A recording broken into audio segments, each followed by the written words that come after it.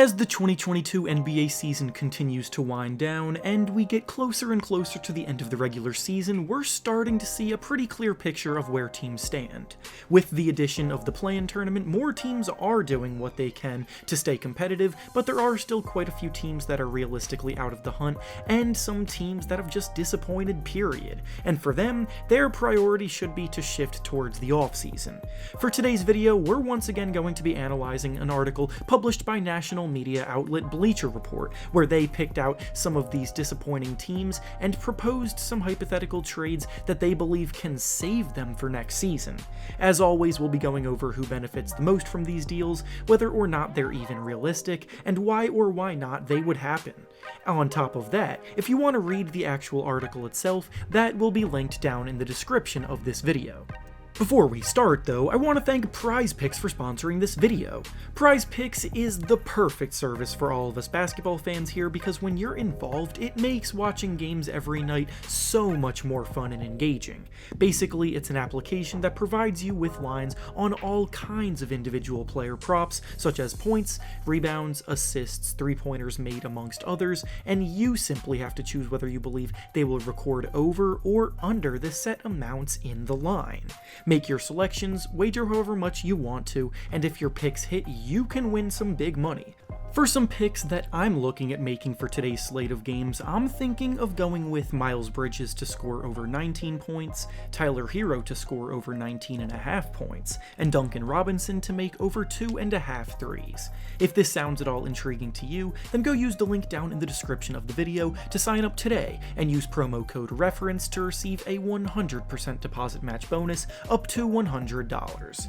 Once again, thank you to PrizePicks for sponsoring this video. Now let's get back to the topic at hand. The first trade proposed in the article is between the Atlanta Hawks and the New York Knicks, and in it the Knicks receive Clint Capella in exchange for Alec Burks, Nerlens Noel, and a 2022 second-round pick. This deal actually features two of the league's most disappointing teams this season looking out for each other, and while at first glance you might not see why this deal is necessary, free agency could change things a ton. Mitchell Robinson has done very well developing on the Knicks for his work as a rebounder, pick-and-roll big man, and shot blocker, which is something that the Knicks should continue to value long-term. However, he is going to be an unrestricted free agent this summer, meaning that he can sign to play next year wherever he wants, and the decision is entirely up to him. So the Knicks do not get the opportunity to match the offer and retain him since he's not a restricted free agent. If Robinson walks, then the Knicks will need to address the center spot,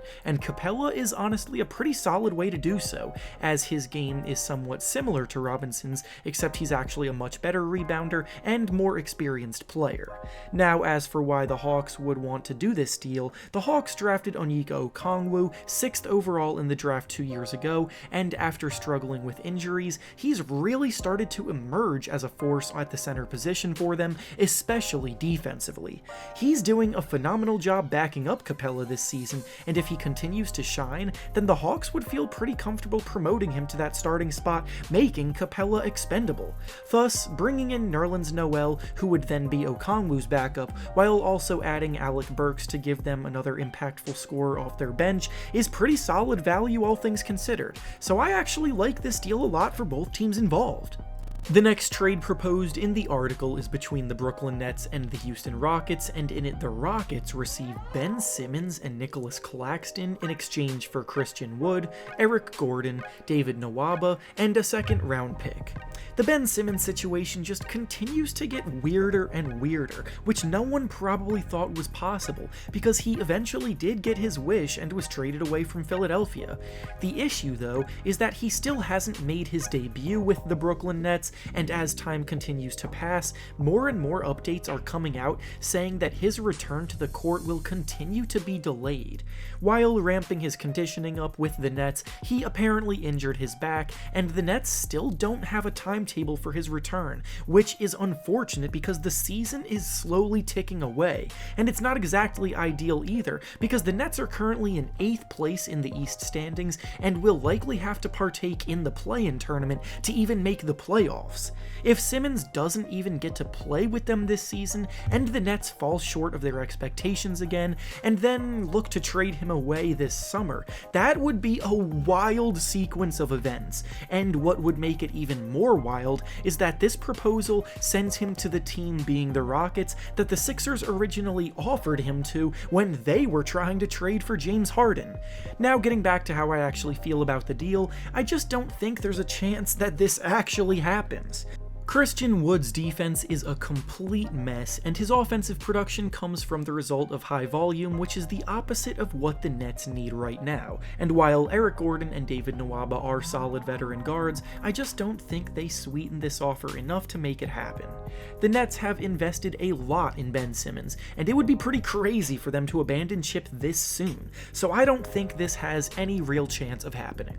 The next proposed trade in the article is between the Los Angeles Lakers and the Oklahoma City Thunder, and in it the Lakers receive Kenrich Williams, Mike Muscala, and a second-round pick in exchange for Talen Horton-Tucker and a second-round pick. This one isn't the flashiest of trades on this list by any means, but I definitely see where they're coming from with it. The Lakers have definitely been one of the most disappointing teams this season, and while everyone is focusing on how the Lakers should trade Russell Westbrook in the offseason, that might not be the easiest thing to pull off, so if they want to be able to come back stronger, they should look to make some moves around the edges. LeBron James is only under contract with the Lakers for one more season, so they will be looking to make one last run with him in town, and trading away Talen Horton-Tucker for more win-now players with experience is the kind of move that we've seen LeBron-led teams make countless times in the past. Kenrich Williams was a popular name around the trade deadline this year because of how good of a glue guy he is, and there were rumors about several teams being interested in trading for him, but surprisingly a deal never actually came about. Williams is a high-level 3-and-D forward who knows his role and does a good job in it, whereas Horton-Tucker is still a young player trying to develop his game. Lakers fans may not be the most impressed with a trade like this, but I do think it would be a step in the right direction, and in Oklahoma City, Horton-Tucker would have a lot less pressure on him immediately, so he could develop at his own pace.